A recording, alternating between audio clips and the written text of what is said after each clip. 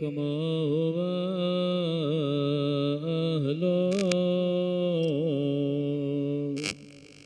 الصلاة والسلام على سيد المرسلين وخاتم النبيين أبي القاسم محمد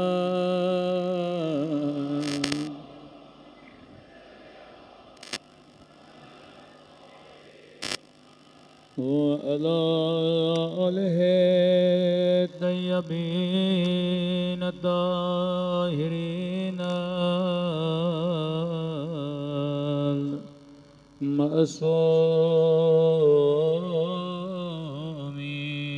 المعصومين. سمجھ کے دعا امام جماعت. اللهم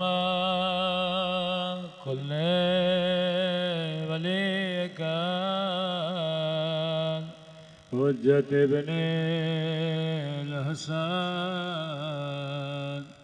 صلواتك عليه وعلى آبائه في هذه الساعة وفي كل وليا وحافظا وقائدا وناصرا ودليلا حتى تسكنه أرضك تهوى وتمتعه فيها طويلا برحمتك يا أرحم الراحمين. صلوات پڑھے محمد.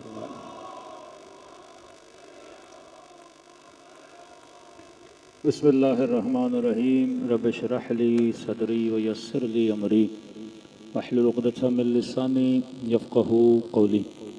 اما بعد فقد قال سبحانہ وتعالی فی محکم کتابہ بسم اللہ الرحمن الرحیم والعصر ان الانسان لفی خسر الا الذین آمنوا وعملوا الصالحات. صلوات پڑھے محمد و آل محمد.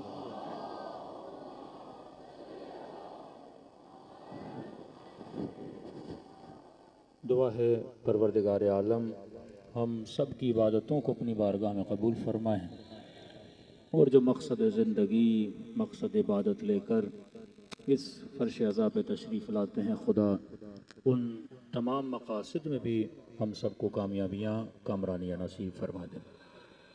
مسلسل آپ کی خدمت میں عرض کر رہے ہیں کہ یہ مکتب جسے مکتب شیعہ اثنا عشر بولا جاتا ہے کہ 12 امامی. اب امام تو 12 ہیں پر نظام ایک ہے کہ جب امام حسن نے صلح کی تو لوگ امام حسین کے پاس گئے کہ آپ قیام کریے ہم آپ کا ساتھ دیں گے. تو امام حسین نے فرمایا کہ جس طرح حسن تیرا امام ہے اسی طرح حسن میرا امام بھی ہے. تو یہ نہیں ہو سکتا. اگر امام حسین کے زمانے میں امام حسن ہوتے تو وہی کرتے جو امام حسین نے کیا. اگر امام حسن کی جگہ امام حسین ہوتے تو وہی کرتے جو امام حسن نے کیا. یہ نور واحد ہیں. یہ اللہ کی مشیت پہ چلنے والے امام ہیں اور خدا کا وعدہ کہ زمین کو ہم صالحین کا ورثہ بنائیں گے. یرثھا الا عبادی الصالحین. ایک ایسا نور جسے پروردگار عالم نے سورہ نور میں جس کا ذکر کیا کہ نور علی نور.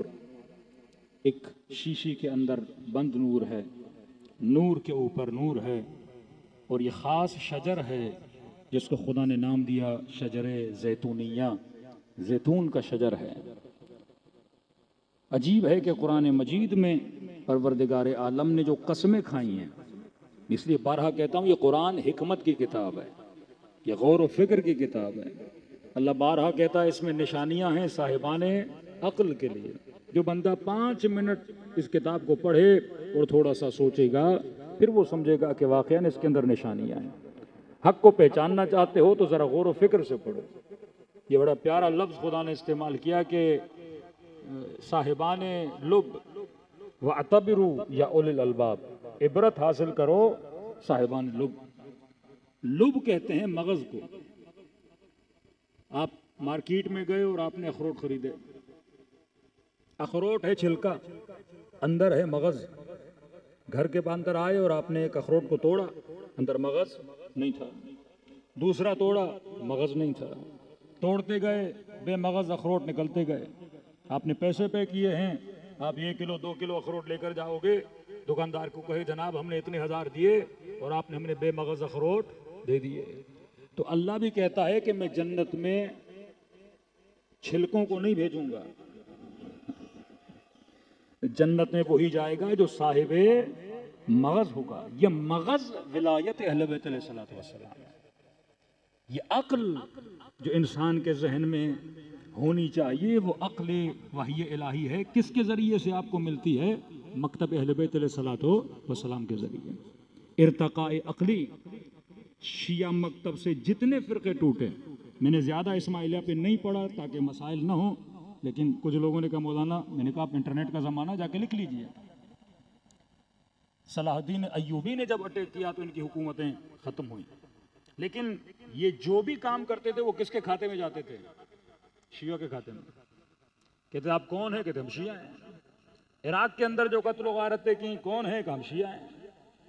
اتنے فرقے بنے، اتنے داعی بنے، جگہ جگہ گئے. کس کے نام پہ ختم ہوا؟ سارا شیعت کے نام پہ ختم ہوا. نسلوں کے اندر بچے پیدا ہوتے تھے، ان کے داعی مبلغ آتے تھے، بچوں کے عقائد کو چرا کے لے کر چلے جاتے تھے. انہوں نے نیٹ ورک کو اہل البیت سے بہت فائدہ لیا. وہ نیٹ ورک جس کے اندر نظام خمس تھا، لیکن یہ بڑے منظم طریقے سے چلے. معصوم فرماتے ہیں اگر غلط آدمی بھی بڑے طریقے سے چل رہا ہے اس کے کام کی بھی کیا کرو؟ تعریف کیا کرو. جو نظم، جو ضبط ان کے اندر موجود تھا اور آج تک موجود ہے. ہمارے یہاں ایک صالح مجتہد کی اطاعت کوئی نہیں کرتا. پتہ بھی ہے نمازی ہے، نماز شب پڑھنے والا ہے، زندگی میں کبھی جھوٹ نہیں بولا. لوگ 10 باتیں کرتے ہیں، جناب ہم اس کی اطاعت کیوں کریں؟ اور وہاں پہ جن کو امام بنایا جاتا ہے پوری دنیا کو پتا ہے کہ کوئی شراب بھی پیتا ہے، کوئی فاسق بھی ہے، پتہ نہیں کیا ہے کیا نہیں ہے، لیکن اطاعت آپ کو نظر آتی ہے. تو خدا کہتے ہیں ہم نے اطاعت میں برکت رکھی ہے، ہم نے لیڈرشپ کے اندر برکت رکھی ہے.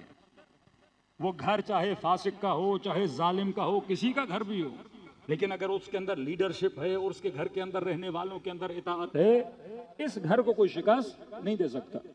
ایک گھر کے اندر 5 بھائی ہیں پر یونائٹڈ ہیں. سارے محلے والے ڈریں کہ جناب ایک کو کہو گے تو 4 اور بھی آپ کی جان کو پڑ جائیں گے. جس کے اندر یونٹی ہو، جس کو کے اندر اتحاد ہو. آپ مختلف اقوام کو توڑ سکتے ہو اگر ان کے اندر لیڈرشپوں کی اطاعت نہ ہو. آپ کے سامنے مثال ہے، مصر کی مثال ہے، ٹیونس کی مثال ہے، لیبی کی مثال ہے. اتنا مضبوط ملک لیبی. آج جا کے دیکھیے لیبی کا حال کیا ہوا. کیونکہ ہدف یہ تھا کہ پورے مڈل ایسٹ کے حالات کو خراب کیا جائے. کیونکہ دنیا کا 70% ریسورسز، پورے ورلڈ کا 70% ریسورسز آپ کے مڈل ایسٹ کے اندر ہیں. وہ پیٹرول کی صورت میں، وہ گیس کی صورت میں، وہ معدنیات کی صورت میں یہیں پر موجود ہے. اب اگر مسلمان مضبوط ہو گیا تو وہ ویسٹرن ورلڈ کا مقابلہ کر سکتا ہے. اس مسلمان کو آپس میں لڑاؤ. کبھی داعش کو بنا کے، اب ظاہر ہے وہابی اگر کسی شیعہ کو مارتا ہے یا داعش کسی شیعہ کو مارتا ہے تو دونوں مسلمان نا، تو ان کا فائدہ ہے. اور جب آپس میں لڑیں گے تو اسلحہ کن سے لیں گے؟ انہی سے اسلحہ لیں گے. اور جب ملکوں کے حالات خراب ہوں گے تو یہاں کی معدنیات کون لے کر جائے گا؟ وہ لے کر جائے گا. اسی پاکستان میں، بلوچستان میں ملینز بلکہ بلینز آف ڈالر کا سونا، یہاں پہ گولڈ، یہاں پہ کوئلہ، سب کچھ ہے. آپ جا کے دیکھیے کمپنیاں کون سی یہاں پہ آ رہی ہیں.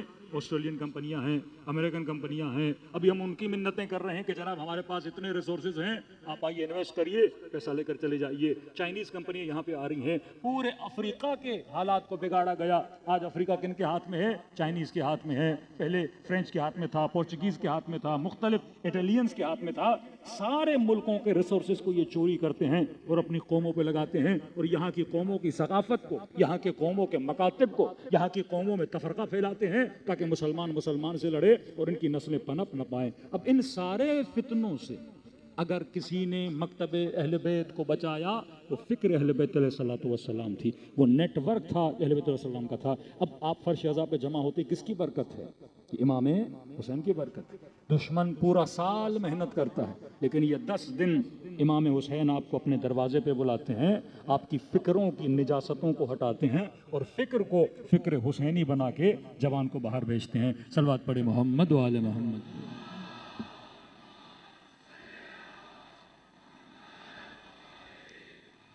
وہ ایک ایک جوان کی چھٹے امام تربیت کرتے تھے، ایک ایک جوان، چھوٹا چھوٹا مسئلہ ہوتا تھا جوانوں کو چھٹے امام کے پاس جاتے تھے، بالکل جزئی مسائل۔ جیسے ایک جوان گیا امام کے پاس، مولا جوان ہوں، شادی کی ضرورت ہے، کسی خاتون کو دیکھا ہے، پسند آ گئی ہیں، بتائیے کیا کروں؟ کبھی کبھی دل گرفتار ہو جاتا ہے انسان کا، تو یہ رجوع بے معصوم کے معصوم کی طرف جاؤ اپنے مسائل کو لے کر۔ امام نے فرمایا جب کسی چیز پہ نگاہ پڑے، وہ گاڑی ہو، وہ گھر ہو، وہ انسان ہو، اچھا لگے، رجوع اللہ کی طرف کرو اور یہ دعا کرو، اللہم آتنی من فضلک، اے خدا اپنے فضل و کرم سے مجھے کیا کر، عطا کر۔ کئی لوگوں کو آج کے زمانے میں مسائل ہوتے ہیں تو ہم کہتے ہیں بھائی مسئلہ حل ہو جائے گا۔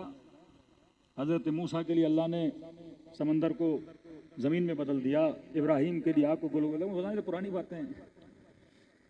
تو ہم نے کہا جو خدا 10,000 سال پہلے تھا وہ خدا آج ہی ہے، خدا نہیں بدلا، خدا وہی ہے، نہ خدا کا پاور کم ہوا ہے، نہ انرجی کم ہوئی ہے۔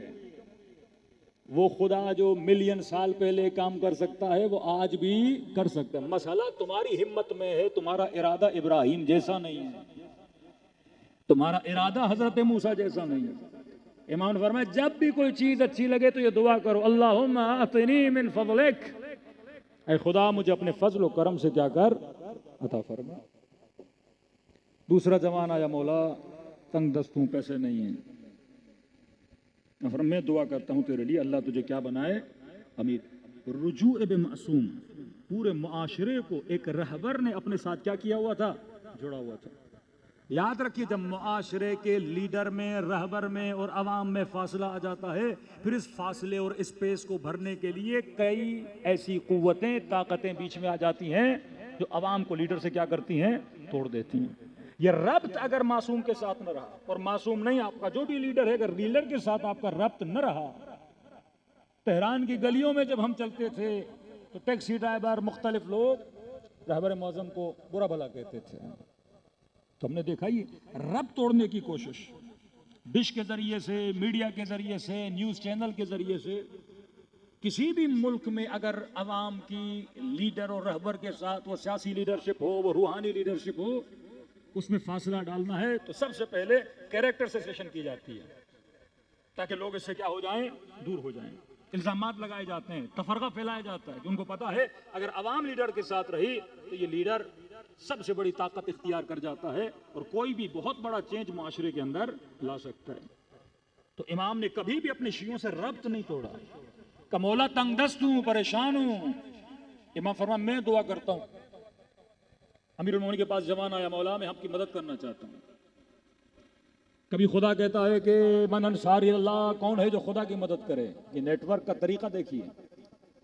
اللہ الصمد، وہ خدا جو غنی مطلق ہے، جسے کسی مدد کی ضرورت ہے ہی نہیں، پھر وہ کہے کہ میری مدد کرو۔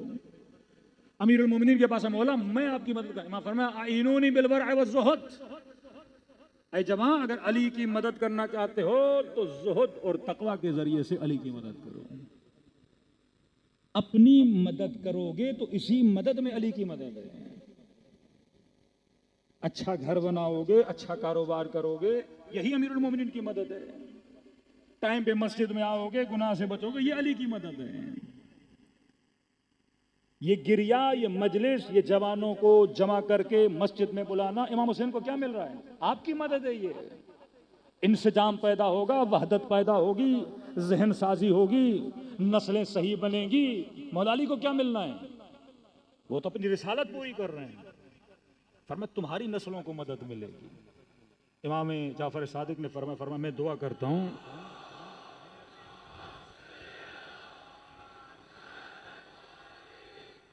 فرمائے جواب میں دعا کرتا ہوں تو اللہ پہ بھروسہ کر، ورا اختیار کر، مدد ہو جائے گی۔ کہ بس امام کی محفل سے باہر نکلا، گلی سے گزرا تو کیا دیکھا کہ زمین پہ ایک پرس پڑا ہوا تھا۔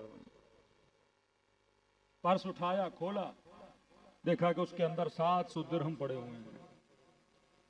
اس نے کہا اتنی جلدی مدد ہو گئی۔ یہاں امام کے پاس گیا اور باہر نکلا اور زمین پہ پرس ملا۔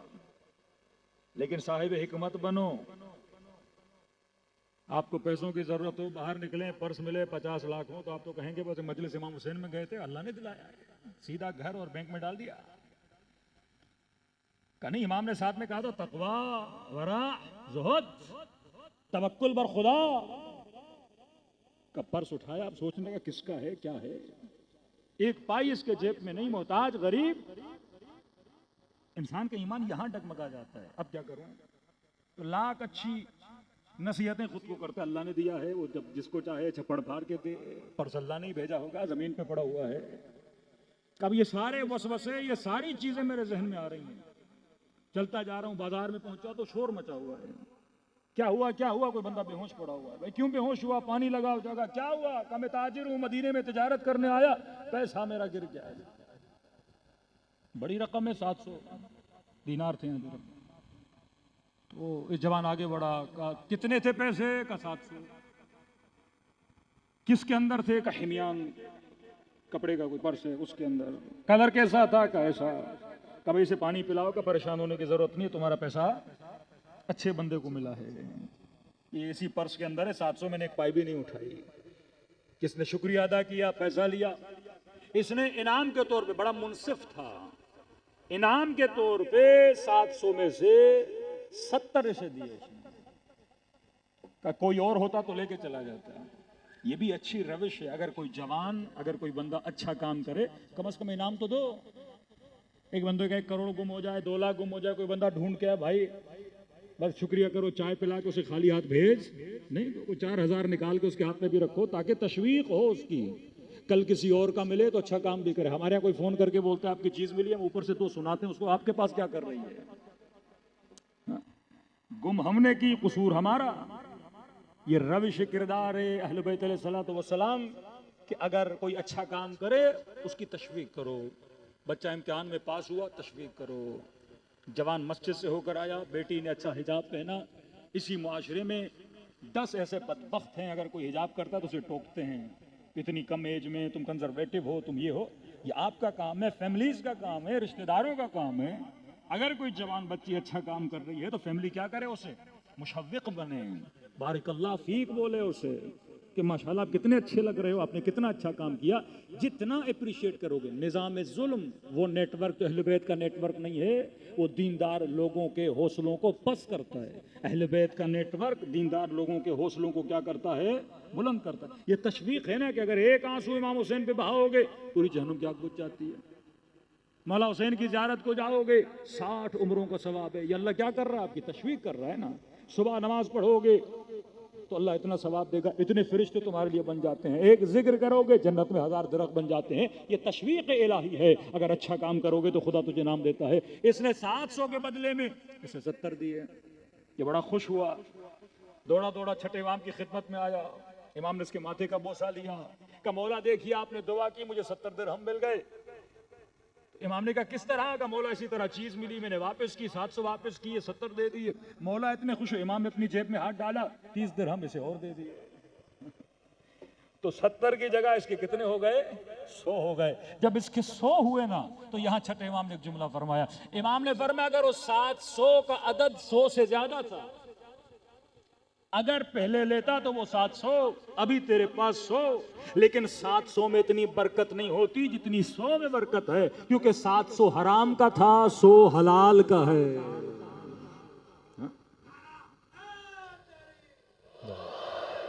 یہ تشویق اہل بیت علیہ الصلوۃ والسلام، ذہن سازی کرنا نوجوان نسلوں کی، اپنے ساتھ جوڑے رکھا، پھر اماموں نے نمائندے بنائے۔ جیسے اہواز میں امام کا نمائندہ تھا، ایک مومن بڑا پریشان ہے. آپ یقین کریں گے کہ اہل بیت کے چاہنے والے حکومت کے اندر اتنے داخل ہو چکے تھے کہ حاکموں کو بھی پتہ نہیں تھا یہ امام کے چاہنے والے ہیں، جن میں مشہور جناب ہارمدان ہیں. مطلب جب تک ہارون رہے پتہ نہیں. مامون نماز جنازہ پڑھاتے ہیں بڑی شوکت، شان و شوکت سے، کیونکہ امام نے انہیں ایک بشارت دی تھی. امام نے فرمایا تھا کہ کبھی تمہارے بدن کو ظالم کی تلوار چھوئے گی نہیں، کبھی تو جیل یا زندان میں نہیں جائے گا، کبھی تمہارے بچے فقیر نہیں بنیں گے، ایک شرط پہ کہ جب بھی ہمارے چاہنے والے کو کوئی مسئلہ ہو اس کی پریشانی کو حل کرنا. اس کے نتیجے میں ہم تجھے یہ وعدہ دیتے ہیں. اہواز کا والی حکومت میں چاہنے والا امام کا شخص آیا مولا کے پاس، مولا میرے اوپر ٹیکس بہت بڑھ چکا ہے، حکومت ٹیکس لینا چاہتی ہے، میرے پاس پیسے نہیں ہیں، قرضہ بہت بڑھ چکا ہے، آپ کا چاہنے والا ہے.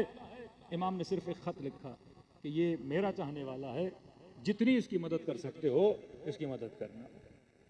یہ آیا اس والی کے گھر گیا کہ یہ خط ہے. والی نے رات کو گھر میں بٹھایا کہ کتنا قرضہ ہے؟ مسئلہ اس نے کہا 2-3 ہزار کا. کہ ٹھیک ہے یہ میں اپنی جیب سے دے رہا ہوں. کتنا ٹیکس ہے؟ کس نے حکومت کا اتنا مقروض ہوں کہ سارا ٹیکس بھی تمہارا کیا کیا؟ معاف کر دیا. سواری وواری ہے؟ کہ نہیں کچھ بھی نہیں ہے. کہ گھر میں اونٹ تھے، گھوڑے تھے؟ کہ یہ بھی میں نے تجھے دے دیے. قالیچہ تھا؟ کہ یہ بھی تمہیں دے دیا. اور پیسوں کی ضرورت ہے؟ وہ بھی اسے دے دیا. کہ بس ایک کام کرنا، جب اپنے مولا کے پاس جانا اسے اتنا کہنا کہ میں نے تجھے اتنا دیا کہ تو راضی ہو گیا، اور واپسی پہ مولا سے پوچھ کے آنا کہ وہ مجھ سے راضی ہوئے ہیں کہ نہیں ہوئے ہیں. یہ وہ نظام اہل بیت علیہ الصلوۃ والسلام. اس طرح سے وکلا بنائے، لوگوں کو بھیجتے تھے، شیعوں کے مسائل کو کیا کرتے تھے؟ حل کرتے تھے. ایک ایسا سسٹم بنایا جس میں شیعہ کے ساتھ کیا ہو جائے؟ جڑ جائے. میں نے عراق و ایران کی مثال دی. 8 سال جنگ 2 ملکوں میں چلے، اس کی عوام آپس میں دشمن بن جاتی ہے، لیکن یہ نام حسین، یہ ازاء امام حسین، یہ 40 اور مشیع امام حسین، دنیا یقین نہیں کرتی کہ جو ملک 8 سال آپس میں لڑے ہیں وہ ایک دوسرے کے پاؤں دبا رہے ہیں. کوئی اسی کو پانی پلا رہا ہے، کوئی کسی کو شربت پلا رہا ہے. 40 پہ آپ جاتے ہو نا، سب کا رنگ ایک ہوتا ہے، نعرہ ایک ہوتا ہے. نعرہ حسین کا رنگ سیاہ ہوتا ہے، اور سارے کہاں جا رہے ہوتے ہیں؟ ایک قبلے اور ایک امام کی طرف، جس کا نام حسین ابن علی ہے. یہ نقشہ تھا اس نیٹ ورک کا کہ شیعہ دنیا میں کہیں بھی ہو یہ آپس میں جڑ جائے. کس کے ذریعے سے جڑے؟ ولایت امیر المؤمنین اور نام اہل بیت علیہ الصلوۃ والسلام سے ان کے دل جڑ جاتے ہیں. ان کی پہچان حسین بنے، امیر المؤمنین بنے، اور سب کا قبلہ امامت ہو. 40 امام حسین ایک نقشہ ہے ظہور امام زمانہ کا، کہ 20 ملین لوگ شدید گرمی میں پیدل چل رہے ہیں، پاؤں میں چھالے پڑ گئے ہیں. ایک وہ طبقہ جو جا رہا ہے، دوسرا وہ طبقہ جو اطراف میں کھڑے ہو کے ان کی خدمت کر رہا ہے. ڈیوٹیز تقسیم ہو گئیں. ایک وہ جو امام کی طرف جائے گا، دوسرا وہ جو جانے والے کی نصرت کرے گا، اس کے راستے کے کانٹے ہٹائے گا. اگر بیمار ہے تو پاؤں ٹھیک کرے گا، اگر پریشان ہے تو مال دے گا، اگر پیاسا ہے تو پانی دے گا. لیکن یہ سارے کہاں جا رہے ہیں؟ پورا سسٹم کہاں جا رہا ہے؟ امام کی طرف. کون؟ حسین، جو شہید ہو چکے ہیں. ٹریننگ دی جا رہی ہے اس نیٹ ورک کو کہ جب تم شہید امام کی طرف اس طرح بلب بلب کے آتش کے عالم میں جا رہے ہو، تب تصور کرو جب امام زمانہ ظہور کریں گے تو تمہیں اسی طرح امام پہ لبے کہہ کے جانا. نہ قوم، نہ رنگ، نہ نسل. آپ کون سی لینگویج میں بات کرتے ہو نہیں پتا. کوئی پرشن، کوئی عرب، کوئی کرد، کوئی ترک، کوئی کہاں سے، کوئی کہاں سے. کچھ افریقنز ہیں، مختلف لوگ جمع ہو گئے. کس کے نام پہ؟ زبان ایک ہے، اور وہ نام حسین ابن علی ہے. اس نام نے لوگوں کو جوڑ دیا ہے. ہمارے استاد قرآن کی ایک آیت پڑھتے تھے، ایاک نعبد و ایاک نستعین اہدنا الصراط المستقیم صراط الذین انعمت علیہم. اے خدا مجھے ہدایت دے اور مجھے اس راستے پہ چلا جس راستے پہ تو نے اپنی نعمتوں کو نازل کیا. تو کہتے ہیں اگر فزیکل دنیا میں یہ راستہ ڈھونڈنا چاہیں کہ کوئی ایسا راستہ دنیا والے ہمیں بتائیں جہاں پہ نعمت ہی نعمت ہو، کہ پوری دنیا گھوم لو، ویسٹ گھوم لو، ایسٹ گھوم لو، یورپ گھوم لو، پوری دنیا 2 کلومیٹر کا راستہ بھی نہیں دکھا سکتی جس پہ نعمت ہی نعمت ہو۔ لیکن آ جاؤ مکتب اہل بیت میں 70 کلومیٹر کا راستہ ہے جس کے ہر میٹر پہ نعمت ہی نعمت ہے۔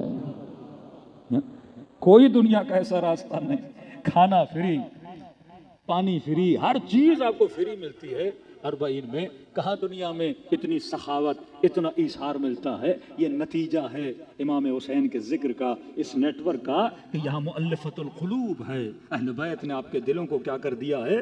آپس میں جوڑ دیا ہے۔ اب اتنا پاور آپ کے پاس ہے، لیکن کل کی مجلس میں نے آپ کی خدمت میں عرض کیا، یہ تب ہوگا جب ہمارے اندر واحد لیڈرشپ پیدا ہوگی، جس کی ٹریننگ آپ کو نماز میں دی جاتی ہے۔ امام جماعت، بچہ مسجد میں آتا ہے، امام جماعت کو دیکھتا ہے، پہلے انتخاب امام ہے، جب امام کا انتخاب کر لیا اور کہا اللہ اکبر، اب جو امام کہے گا تو کرے گا، جو رہبر کہے گا تو کرے گا۔ رحماء بینہم اشداء علی الکفار، جب کافروں کے مقابلے میں جاتے ہیں تو ان سے بڑا کوئی شدید نہیں، لیکن جب آپس میں آتے ہیں تو اربعین حسینی کا ماحول ہوتا ہے، کوئی شربت پلا رہا ہوتا ہے، کوئی پانی پلا رہا ہوتا ہے، کوئی پاؤں دبا رہا ہوتا ہے، مختلف خدمت میں۔ ایک موقع میں ہم گئے تو وہ صاحب ہمیں لے کر گئے کہ مولانا وہ دیکھ رہے ہیں ٹوائلٹ کو بندہ صاف کر رہا ہے۔ میں نے کہا یہ ملٹی بلینر آدمی ہے، ملٹی بلینر، شاید اس نے گاڑی کا دروازہ بھی کبھی خود نہ کھولا ہو، اتنے نوکر، اتنے چاکر، افریقہ کا ایک بہت بڑا بزنس مین، لیکن یہاں پہ آ رہا ہے جن واش روم سے میں امام حسین کے زائرین طہارت کے لیے جاتے ہیں وہاں پوچا لگا رہا ہے۔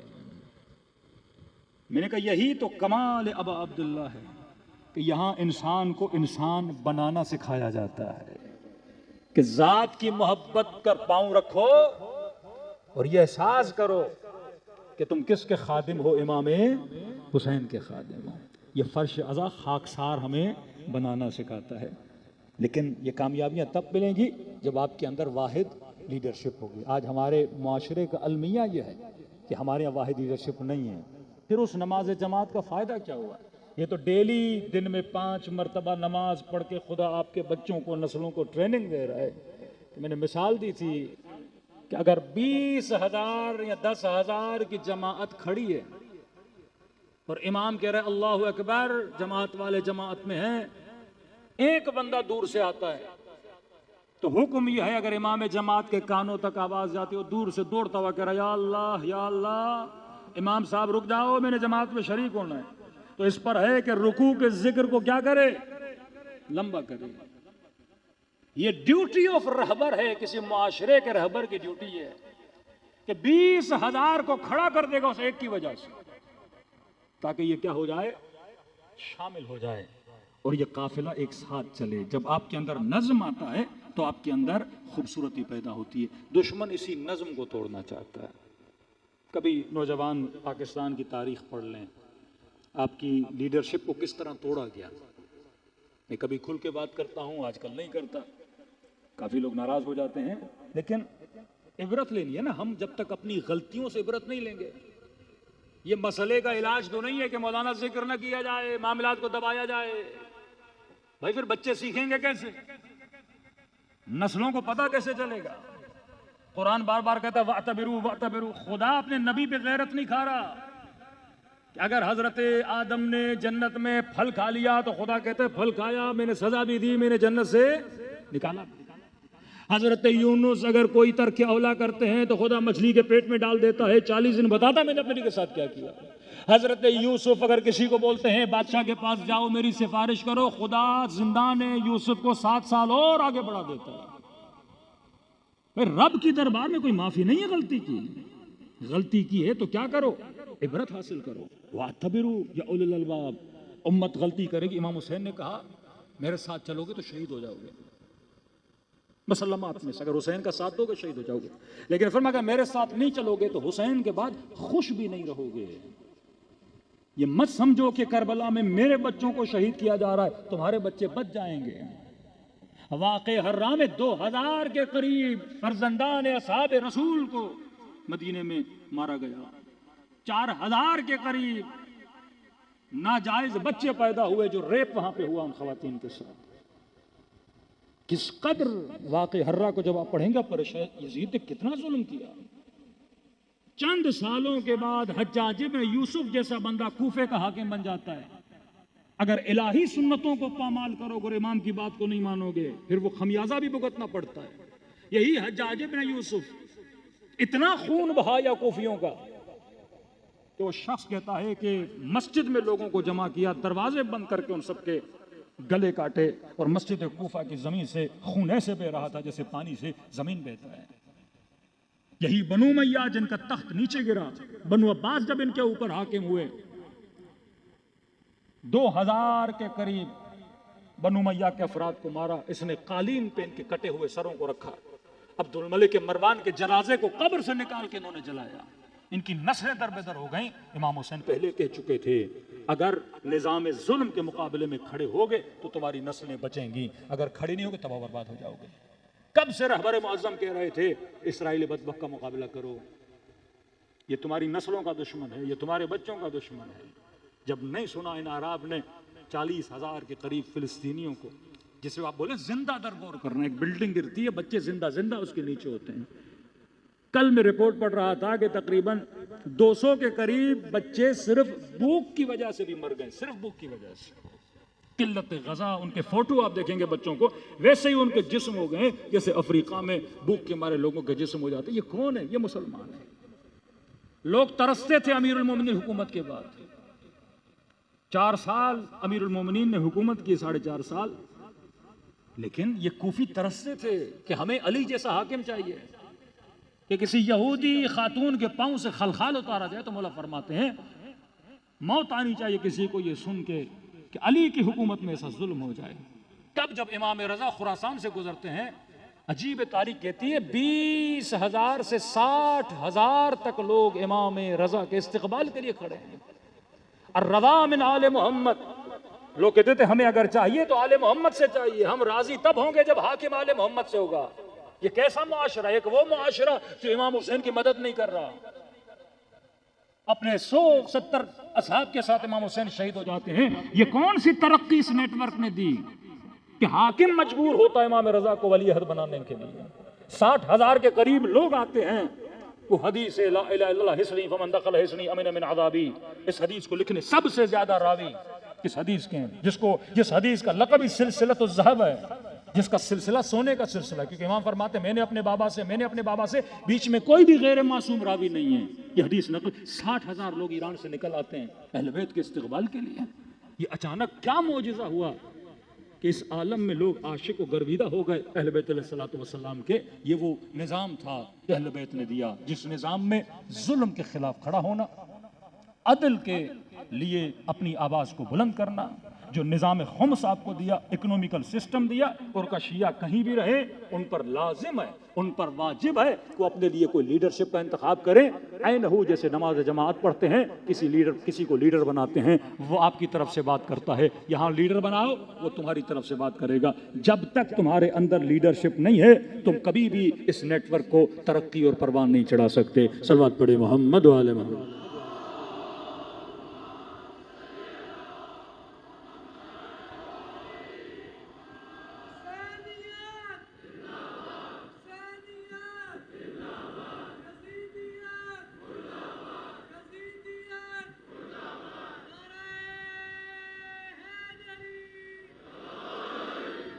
جب تک ہم اس نظام کو، اس سسٹم کو نہیں سمجھتے، جب تک اس نیٹ ورک کا حصہ نہیں بنتے، ایک فٹ بال ٹیم بھی آپ بناتے ہیں، ایک کیپٹن ہوتا ہے، یہ عقلانی باتیں ہیں۔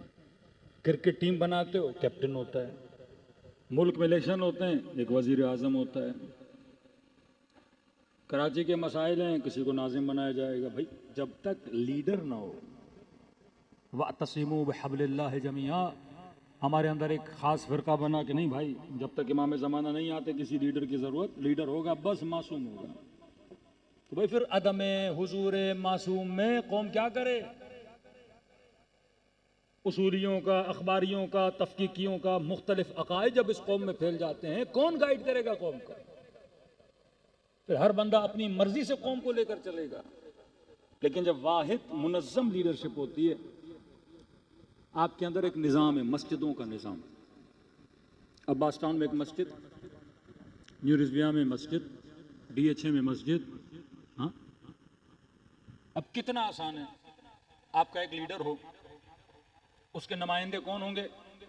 مساجد کے امام جمعہ اور جماعت۔ نیٹ ورک ہے نا، نیٹ ورکنگ کا شعبہ جو جوان پڑھتے ہیں آئی ٹی میں ان کو پتہ ہے۔ راس میں لیڈر، یہ نظام ولایت ہے، نظام اسی طرح چلتا ہے۔ آپ ایک لیڈر بناؤ گے، نیچے اس کے وکیل ہوں، نمائندے ہوں، وہ کون ہیں؟ امام جمعہ اور جماعت۔ ہر امام جمعہ اور جماعت کے پاس 400 500 600 نمازی تو ہیں جمعے میں جو آتے ہیں۔ رضا نودی علیہ الصلوۃ میں یوم الجمعہ فسعوا الی ذکر اللہ وذروا البیع، جمعے کی اتنی اہمیت کیوں ہے؟ جمعہ نظام ولایت کا نام ہے، جمعے میں مسائل کو ڈسکس کیا جاتا ہے۔ اب امام جمعہ اور جماعت کو خط اگر نہ ملے، خط کہتے ہیں لائن، تو کبھی کوئی جمعہ پڑھے گا، کبھی کوئی جمعہ پڑھے گا، کبھی کسی ٹاپک کو چھیڑے گا، کبھی کسی ٹاپک کو چھیڑے گا۔ قوم کے اندر یکجہتی پیدا نہیں ہوگی۔ لیکن تصور کرے، رأس میں، معاشرے کے رأس میں، ہیڈ آف دا سوسائٹی میں ایک لیڈر ہو، وہ لیڈر مثلاً پورے پاکستان کے اندر جتنے امام جمعہ اور جماعت ہیں اس کے آفیسز ہیں، اور جمعے کا کام کیا ہے؟ عباس ٹاؤن کا امام جمعہ اور جماعت اگر یہاں پہ اس نے 10 سال گزارے، 15 سال گزارے، اسے پتا ہے کہ عباس ٹاؤن میں کس مومن کی بیٹی کو جہیز کی ضرورت ہے، کس کا شوہر مر گیا، بیوہ ہو گئی۔ جوان آتے مولویوں سے پوچھتے ہیں، مولانا نکاح کا مسئلہ، طلاق کا مسئلہ، خلا کا مسئلہ، سارے مسائل آ جاتے ہیں، تو سب سے باخبر ترین افراد کون ہیں؟ مولوی صاحب ہیں۔ اس کو پتا ہے محلے کے متدین کون ہیں، کون سے بوڑھے ہیں، بزرگ ہیں، کون سی خواتین، کیا کیا۔ یہ بہترین سسٹم، نیٹ ورک اہل بیت نے آپ کو دیا نماز کا، کیونکہ اعلان ولایت نماز میں ہوا اور نماز جماعت میں ہوا۔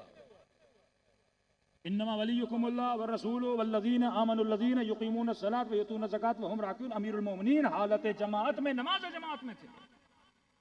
ربط ولایت ہے جماعت کے ساتھ، پورا نیٹ ورک آپ کو دے کر گئے جو کسی کے پاس نہیں ہے۔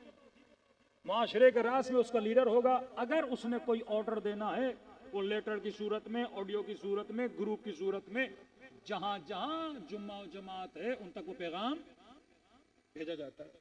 ہر امام جمعہ ان 500 لوگوں کو پیغام دیتا ہے۔ آپ کو نہ کسی میڈیا کی ضرورت ہے، نہ کسی ٹی وی کی ضرورت ہے، نہ کسی ریڈیو کی ضرورت ہے۔ یہ تو اہل بیت نے میڈیا بھی دے دیا، ٹی وی بھی دے دیا، آپ کو ریڈیو بھی دے دیا، اور بڑی آسانی سے پیغام مل گیا۔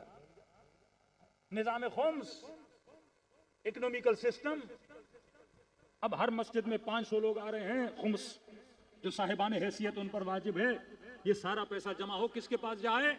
لیڈر کے پاس جائے۔ جمع کون کرے گا؟ یہی امام جمعہ اور جماعت، ان کے پاس آئے گا۔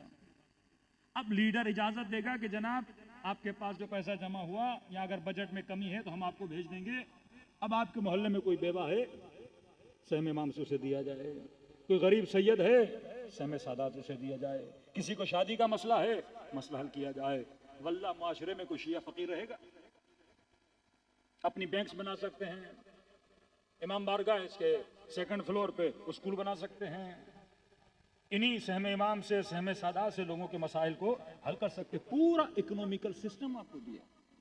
اسی نظام خمس پہ اگر آغا خانی اپنی سوسائٹی کو ہینڈل اور مینج کر سکتے ہیں، ہم کیوں نہیں کر سک رہے؟ انہوں نے بھی تو یہ نظام امام جعفر صادق سے لیا ہے نا، لیکن ابھی تک چلا بھی رہے ہیں، مینج بھی کر رہے ہیں۔ آپ کیوں نہیں کر پا رہے ہو؟ کیونکہ ہمارے اندر لیڈرشپ کی کمزوری ہے۔ مولوی کو بانٹنے والا ہونا چاہیے، مولوی بن گیا مانگنے والا۔ رجوع ہونا، ایک عالم کی عزت اور احترام کب ہو؟ جب لوگ اس سے رجوع کریں۔ یہاں کا پیش امام ہو، کسی کی بچی کی شادی نہیں ہو رہی، غربت میں پڑا ہوا ہے، یہ رجوع کرتا ہے سیٹھ صاحب کے پاس، سیٹھوں کے دروازوں پہ، کوٹھیوں پہ بیٹھے رہتے ہیں کہ بھائی تھوڑا سا خمس دو، بیٹی کی شادی کروانی۔ کیونکہ سیٹھ نظام سے نکل گیا، اس نے خمس دینا تھا مرکزی مسجد کے مثلاً مولانا کو، اگر وہ نیٹ ورک بن جائے، اب اس غریب کا رجوع کس کی طرف ہو؟ مولانا کی طرف. بیوہ ہوگا، غریب ہوگا، نوکری نہیں ہوگی، پریشانی ہوگی، مولوی بنے گا منبع اقتصاد. اس کے پاس ایک بجٹ ہوگا. آپ اس علاقے کے ہیں، کتنے شیعہ ہیں؟ بھائی 1 کروڑ آپ کا بجٹ ہے. تو 1 کروڑ کس کی جیب سے آئے گا؟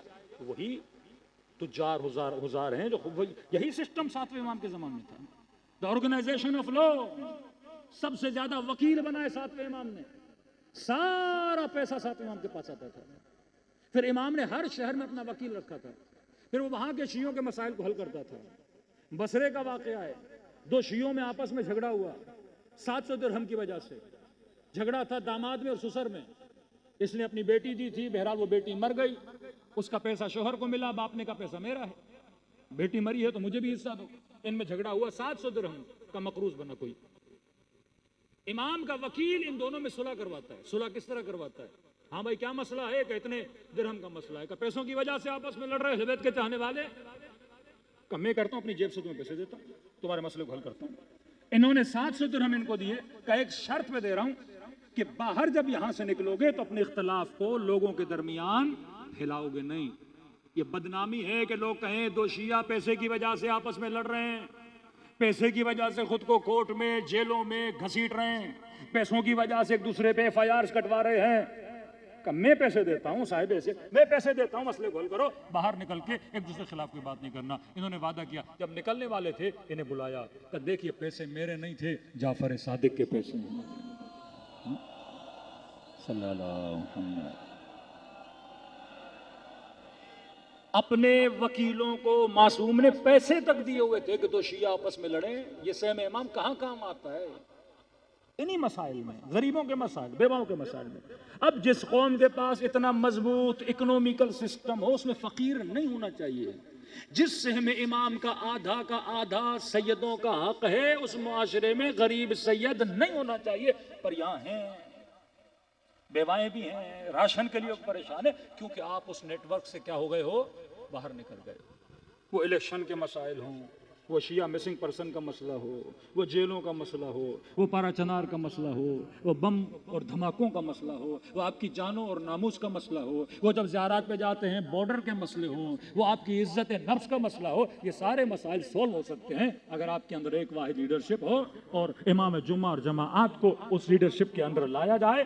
آپ سارا پیغام پھیلا بھی سکتے ہو، قوم کو یکجہت بھی کر سکتے ہو، اور ایک حرکت کے ساتھ چلو گے پھر دنیا کی کوئی بھی طاقت آپ کی اس موشن کو، آپ کی اس حرکت کو، آپ کی اس موٹیویشن کو روک نہیں سکتی. یہ نظام اہل بیت تھا جس کے ذریعے سے وہ لوگوں کو ایک دوسرے جوڑنا چاہتے تھے. اب ہم اہل بیت کو مانتے تو ہیں لیکن اس نظام سے باہر نکل گئے ہیں. اہل بیت کو مانتے تو ہیں لیکن اس نیٹ ورک کو ہم نے، اس کی نیٹ ورک کی جڑوں کو ہم نے مضبوط نہیں کیا. صلوات پڑھے محمد و آل محمد.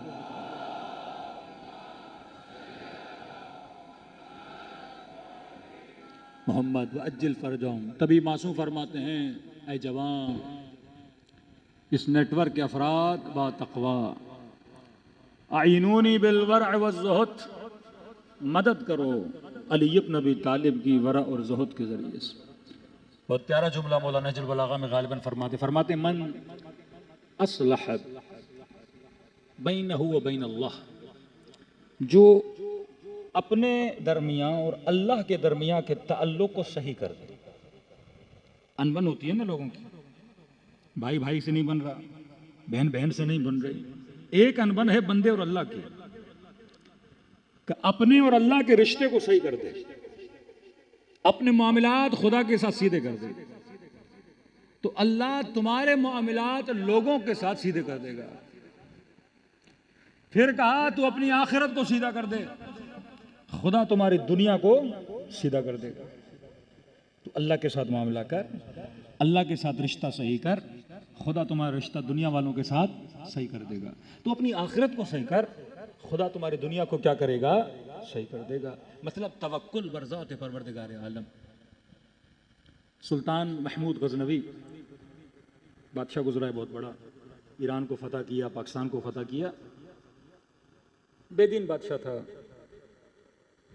تو یہ جب اپنے محل میں جاتا تھا تو اس کے محل کے باہر 2 فقیر بیٹھتے تھے. ایک فقیر بہت چاپلوس تھا، دوسرا فقیر بڑا اللہ کا ذکر کرنے والا تھا.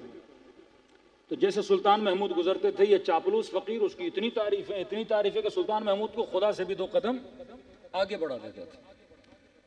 پھر بادشاہ کو اچھا لگتا تھا، اس کو 4 اشرفیاں دے دیں، 4 پیسے دے دیے. وہ دوسرا فقیر تھا، وہ کوئی تعریف نہیں کرتا تھا، وہ بس اللہ کا ذکر کرتا تھا.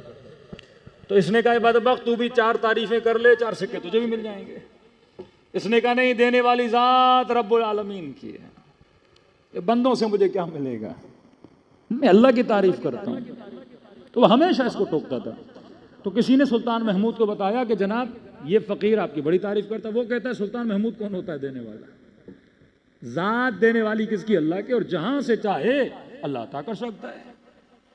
وہ چاہے تو موسیٰ کو فرعون کے گھر میں پال دے، وہ چاہے تو ابراہیم کے لیے آپ کو گلوگردار بنا دے، یہ اللہ کی مرضی ہے. سلطان محمود اچھا، اس کا یہ ہے کہ سلطان محمود کون ہوتا ہے. اب میں اسے بتاتا ہوں رزق دینے والا کون ہے، روزی دینے والا کون ہے، سلطان محمود ہے.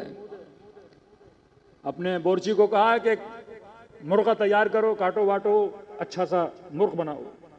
اس نے مرغ بنایا اور مرغہ تیار ہوا. کہ اس کے مرغے کے اندر 5 6 8 10 اشرفیاں، سکے ڈال دو، پیسے ڈال دو، اور جا کر اس چاپلوس فقیر کو دو تاکہ یہ کھائے اور پیسے نکلیں اور اس کو پتا چلے کہ دینے والا کون ہے، سلطان محمود ہے. یہ لے کر آیا اور اس فقیر کو دیا. وہ چاپلوس بڑا تھا تو جب فقیر کو دے کے چلا گیا تو اس سے پہلے کہ فقیر کے پاس مرغا ہے، اس سے پہلے اس کو کوئی چرغا دے کر گیا تھا. فقیر آدمی تھا تو کوئی اور اچھی غذا دے گا، وہ کھا پی کے اس کا پیٹ ویٹ بھرا ہوا تھا. اس نے کہا بھائی میرا آج پیٹ بھرا ہوا ہے. دوسرے فقیر کو کہا کہ یہ تو کھا لے. اور اس نے جب مرغا کھانا شروع کیا تو ساری اشرفیاں اس کے حصے میں آئیں. تو ہنس کو اس کو کہنے لگا کہ اللہ کی مرضی ہے، جسے چاہے جہاں سے رزق عطا کرے. تو اللہ کے ساتھ اپنا معاملہ صحیح کر، خدا تیرے معاملات کو، دنیا کے اندر جتنے مسائل ہیں انہیں خدا خود صحیح کرتا ہے. تو اللہ کی ذات پہ بھروسہ کر، پھر خدا دیکھ تیرے معاملات کو کیسے سیدھا کرتا ہے. ایران کے بہت بڑے عالم دین آیت اللہ نخودکی نام بہت سارے، ابو الحسن نخودکی، ایک مومن اس کے پاس آیا کہ مولانا میری فصلیں تباہ ہو رہی ہیں. یہ فصلوں پہ جو مکڑیاں پتہ نہیں جو اٹیک کرتی ہیں، فارسی میں ملخ بولتے ہیں. تو کہا وہ ساری اٹیک کر کے میری فصلوں کو کھا گئی ہیں، فصل میں برکت نہیں. انہوں نے کہا شیعہ علی کیا فصل سے زکوٰۃ دیتے ہو؟ کھنی آج تک نہیں دی. کہ انشور کر اپنی فصلوں کو زکوٰۃ سے، تو آج وعدہ کر زکوٰۃ دے گا، برکت کا ذمہ دار میں خود ہوں. انہوں نے کاغذ دیا، اس میں بسم اللہ لکھا کہ جا کر اپنی فصلوں کے بیچ میں رکھ دے. کہتے رکھا تھا، اگلے دن وہ سارے جو تھے انہوں نے پھر فصلوں پہ حملہ کیا.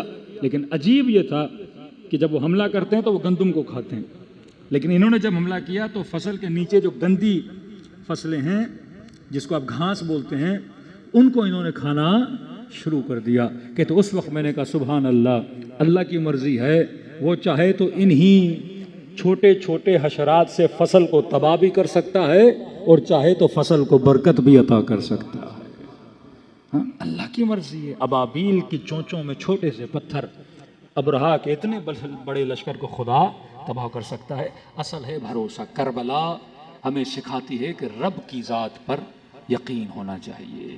یہ یقین ابا عبداللہ الحسین تھا. امام زین العابدین کا خطبہ، 2 خطبے امام نے دیے یزید کے دربار میں. فرمایا میں صفا کا بیٹا ہوں، میں مروہ کا بیٹا ہوں. شامی فصاحت امام زین العابدین کو دیکھ کے زار و قطار رونے لگے. جب اذانیں آئیں تو کہا یزید یہ بتا جس محمد کا نام لے رہے ہو تیرا نانا تھا یا میرا نانا تھا؟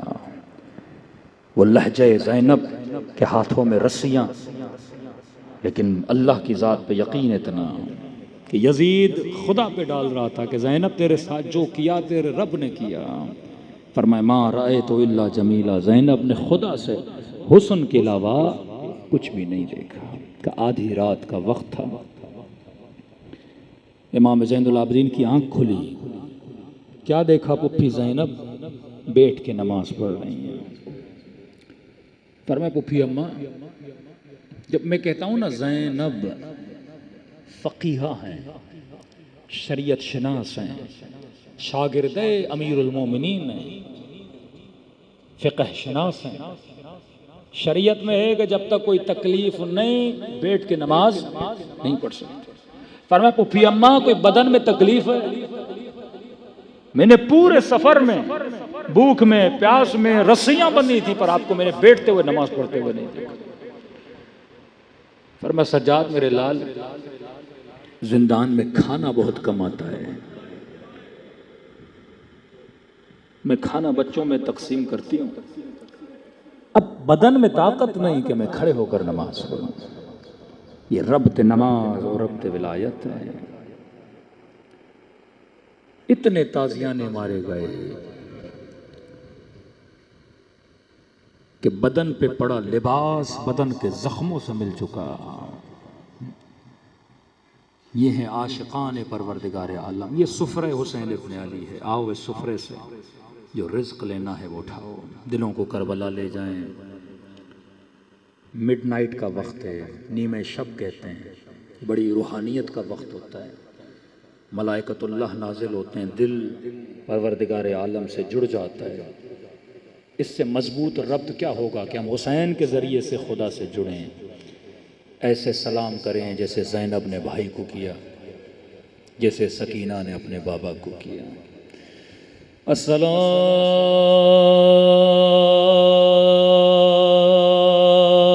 علی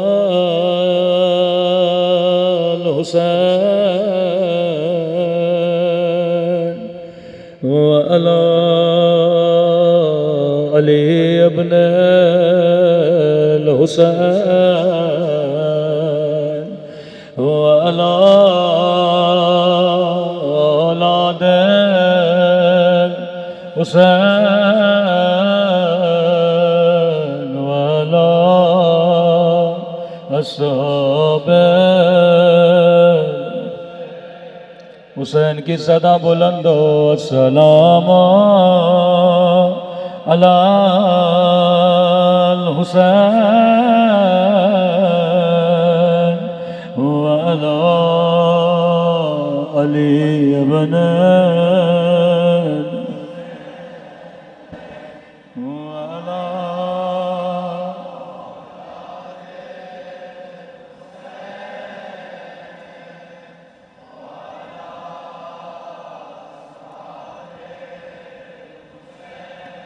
سب مل کے السلام علی الحسین وعلی علی ابن وعلی اولاد الحسین وعلی اصحاب.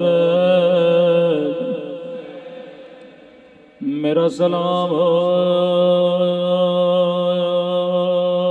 اس درد بھرے منظر پہ جب زینب کی نظر حسین کے پامال بدن پہ پڑی.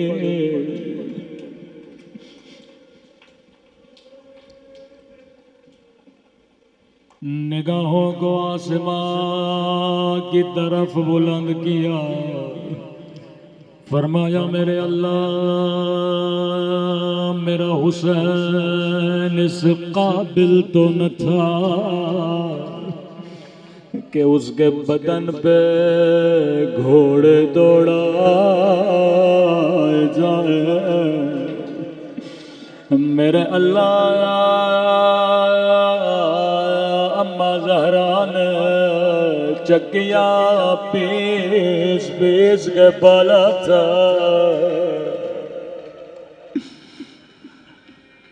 اللہ کسی بہن کو بھائی کا پامال لاشا نہ دکھائے.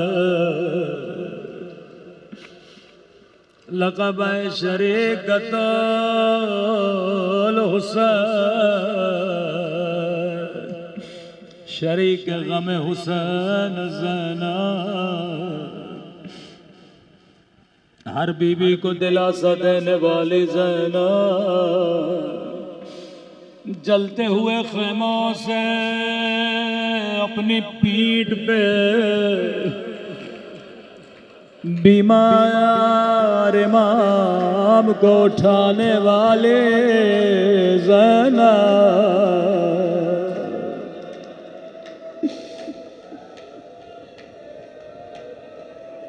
اپنی گودی میں سکینہ کو سلانے والے زینب،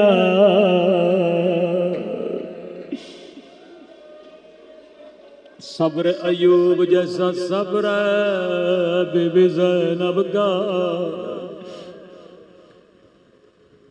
کوئی خاتون کتنی بھی مضبوط ہو لیکن اپنے بچوں کے لاشوں کو دیکھنا، اپنے بچوں کی کٹی ہوئی گردن دیکھنا، بڑے چھوٹے چھوٹے بچے تھے سیدہ زینب کے، روایت کے جملے ہیں جب بھی کوئی جنازہ خیمے میں آتا تھا سیدہ زینب کبھی ماں کو قریب نہیں جانے دیتے تھے، پہلے خود جاتے تھے، نوحہ کرتے تھے، ماتم کرتے تھے۔ امام حسین کی بھی عادت تھی جب بھی کوئی لاشا خیمے میں لائے ماں کو نہیں بلاتے تھے، پہلے بہن زینب کو بلاتے تھے۔ جب علی اصغر کو لے کر آئے بہن زینب رباب کو نہ بتانا،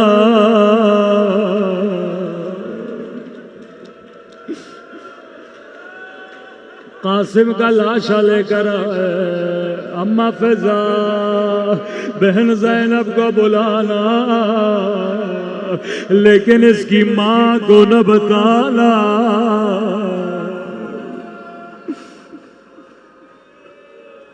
جب اکبر کا لاشا اٹھانا چاہا حسین کی کمر جواب دے گئے، خیمے کے در سے آواز آئی ٹھہر جا حسین میں زینب آتی ہوں۔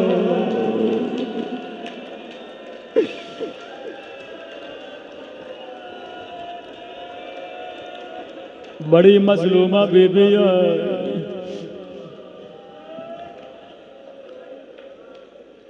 جب بچی تھی، جب 4 سالہ عمر تھی بی بی زینب کے، اس وقت سیدہ زہرا نے فرمایا فضا میری بیٹی کو بلا۔ بچپنے میں آئی ماں کے ساتھ بیٹھ گئی، فرماتی ہیں کیا دیکھا؟ ٹوٹے ہوئے ہاتھ سے اماں زہرا تسبیح پڑھ رہی ہے۔ میں شیعوں کو کہتا ہوں جب اللہ سے دعا کرو اس ٹوٹے ہوئے ہاتھ کا واسطہ دیا کرو، خدا کبھی دعا رد نہیں کرے گا۔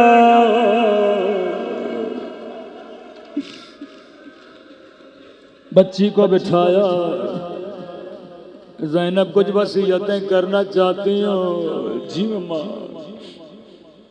کہ زینب ہماری سے گٹھڑی نکال کے لانا۔ ننھے ننھے ہاتھوں سے گٹھڑی اٹھائی ماں کے سامنے رکھی، زینب ذرا گٹھڑی کھولنا، گٹھڑی کھلی، سیدہ کہتی ہے میں نے دیکھا چند کفن، پہلا کفن ماں نے لیا، زینب یہ لے اماں یہ کس کا کفن ہے؟ زینب یہ تیری ماں کا کفن ہے۔ بیٹیاں ماں کے جنازوں کو دیکھیں بڑا مشکل ہے۔ بیٹا جب بابا غسل دیں کفن بابا کو دینا۔ جی اماں، بچپن سے بی بی کو صبر کی تلقین کی جا رہی ہے، پھر گٹھڑی سے دوسرا کفن لیا. فرماتی ہیں میں دل ہی دل میں دعا کر رہی تھی اللہ کرے یہ زینب کا کفن ہو. اماں یہ کس کا کفن ہے؟ زینب یہ تیرے بابا علی کا کفن ہے. تیرے بابا کے سر پہ ضربت لگے گی. کفن لیا. ماں کا جانا دیکھوں گی بابا کا جانا دیکھوں گی. پھر تیسرا کفن لیا. اب دل ہی دل میں دعا کر رہی ہے میرے اللہ ماں چلی جائے گی میرے اللہ بابا چلے جائیں گے لیکن مجھے بھائیوں کا جانا نہ دکھانا.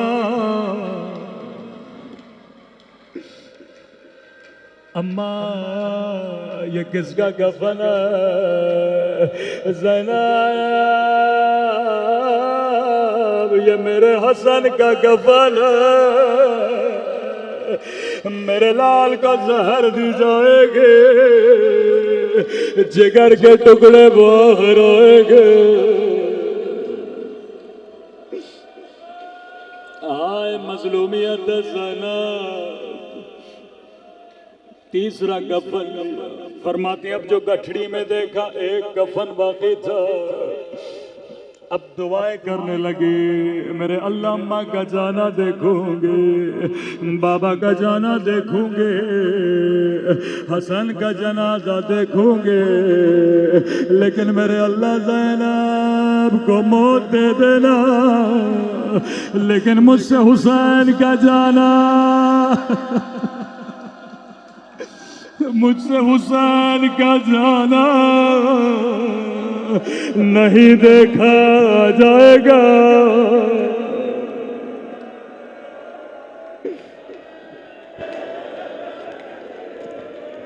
اماں یہ چوتھا کفن کس کا ہے؟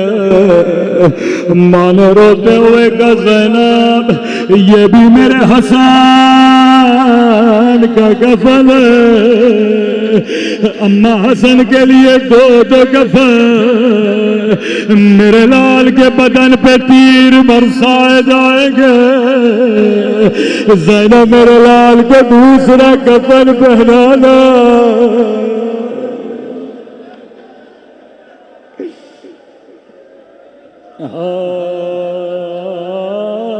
غربت زینب.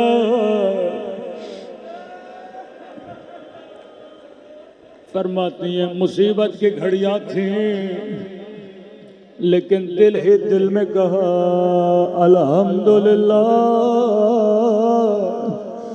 اے خدا تیرا شکر ہے اماں نے حسین کا کفن نہیں دیا.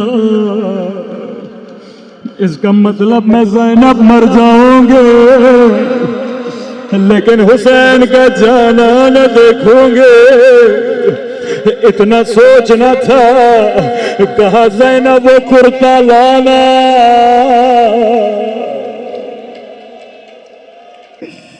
اماں یہ کس کا کرتا ہے؟ زینب یہ میرے حسین کا کفن ہے.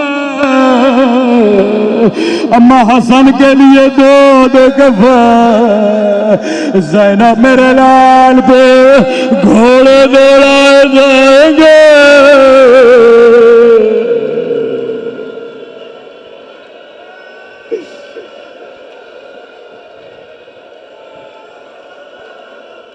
میرا لال بے کفن مارا جائے گا. ہائے صبر زینب. اکبر کا لاش آیا اکبر پہ گریہ کیا. قاسم کے لاشے پہ روئے لیکن فضا کہتی ہے خیمے میں دو ننے لاشیں آئے. اکبر پہ رونے والی کہیں نظر نہیں آئے. قاسم پہ رونے والے کہیں نظر نہیں آئے. خیمے میں گئی کیا دیکھا؟ زینب کا سر سجدے میں ہے. کہہ رہی الحمدللہ اے خدا تیرا شکر ہے تو نے زینب کی قربانی قبول کی.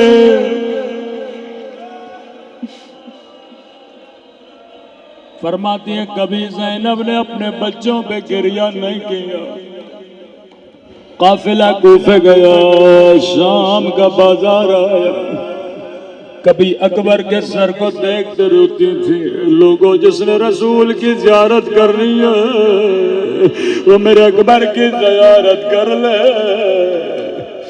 کبھی عباس کو دیکھ کے روتی تھی، ابا تجھے میری چادر پہ بڑا ناز تھا.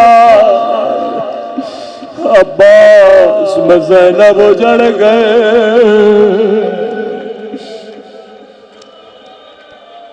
کہتے ہیں جب رہائی کا وقت قریب آیا، زندان شام میں کٹے ہوئے سر لائے گئے.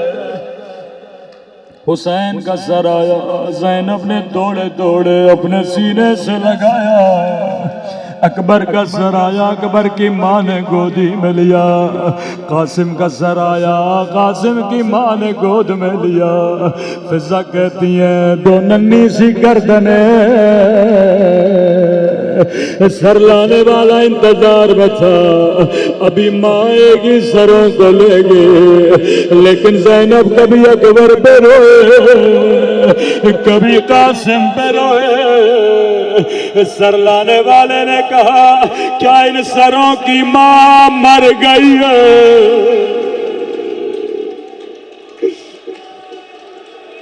فضا دوڑے دوڑے آگے بڑھے، سروں کو گود میں لیا. بی بی زینب کی خدمت میں آئی، رو کے عرض کیا بی بی کیا بچوں سے ناراض ہو؟ پورے سفر میں بچوں کو دیکھا تک نہیں. عرض کیا اما فضا میں زینب ہوں، میں علی کی بیٹی ہوں. زینب جو ایک مرتبہ دے دے پھر واپس نہیں لیتے.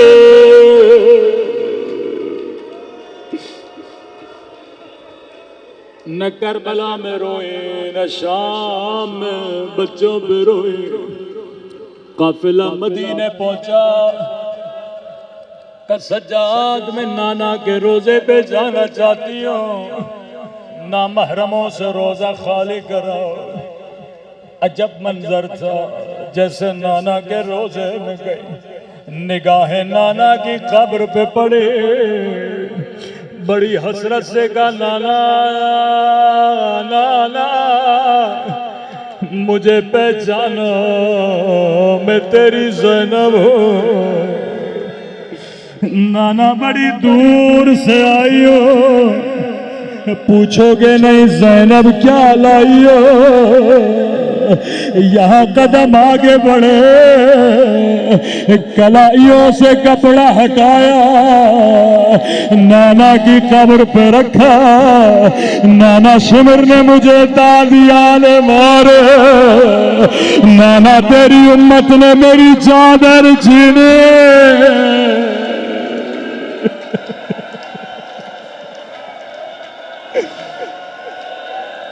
نانا میرا حسین مارا گیا. لیکن نانا کے روزے پہ زینب نے بچوں کا نام نہیں لیا. راوی کہتا ہے روزے سے باہر آئے، سیدھا جنت البقیع. ماں کی قبر پہ کوئی لمبے مصائب نہیں پڑے. اللہ آپ کو ٹوٹی ہوئی قبر زہرا کی زیارت نصیب کر رہا ہے. روایت کے جملے بڑے سخت ہیں. ماں کی قبر پہ بیٹھی کوئی مصائب نہیں پڑے، لیکن قبر زہرا میں زلزلہ آیا. ایک کام کیا زینب نے، ایک مرتبہ خون بھرا کرتا اماں کی قبر پہ رکھا.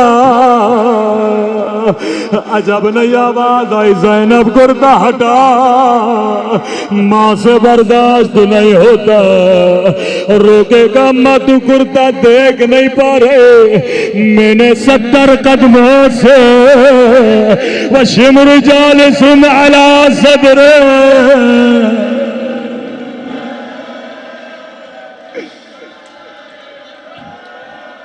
اما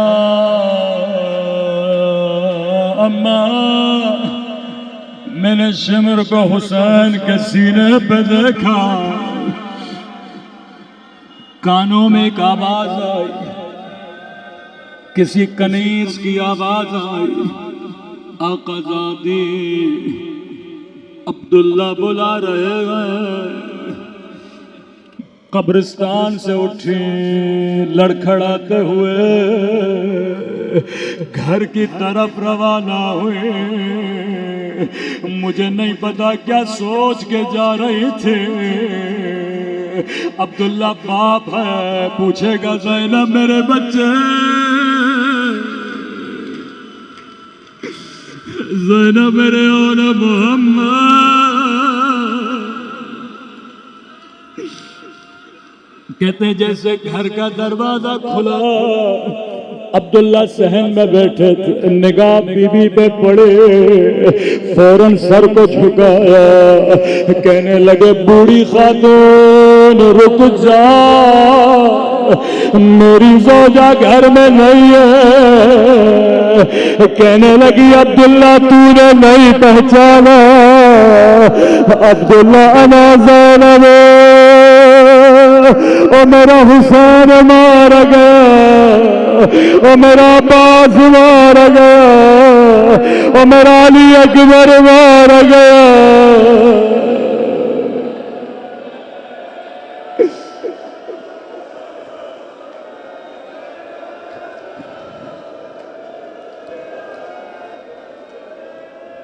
میری مائیں بہنیں مجلس میں موجود ہیں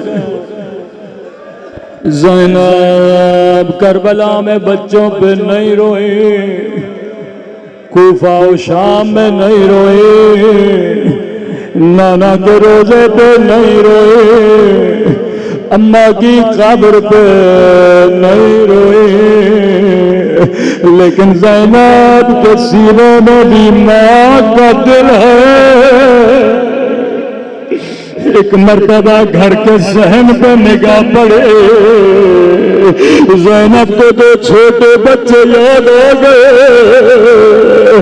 کبھی صحن میں کھیلا کرتے تھے خاموش آگے بڑھے کمرے کا دروازہ کھولا کیا دیکھا زمین پہ 2 مسلوں کو سینے سے لگایا رو کر کا او محمد تیری ماں کا دل نہیں لگتا خدا جب بچے نہ رہے تو زینب کو بھی اٹھا لے